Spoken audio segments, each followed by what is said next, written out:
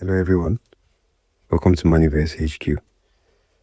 Today we are going to explore the sagittal section of the mammary gland. This is the nipple, conical projection. Surrounding the nipple we have the areola. This is fat. These are the lobules. These are the Lactiferous ducts.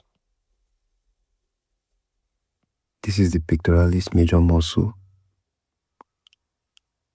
These are the intercostal muscles in the intercostal spaces. These are the ribs.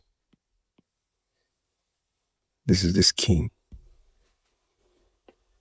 Now moving on to the follow-up questions. Number 1. What is the function of the structure A? The structure A is a lobule. The function of the lobules is the production of milk. Number 2. What is the function of the structure B? The structure B is the Lactiferous duct, and its function is to transport milk from the lobules to the nipple. Number 3. What is the nerve supply of the structure C?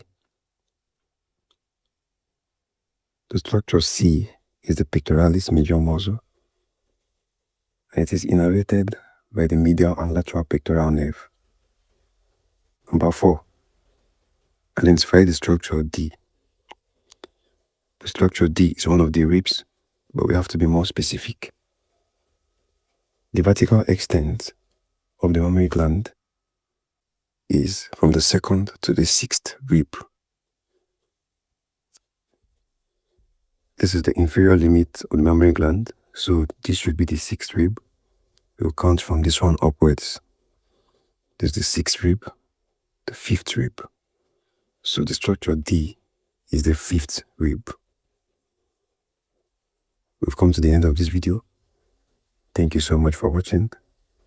Remember to subscribe and turn on your notifications so that you'll be notified as soon as I drop more videos. Good luck.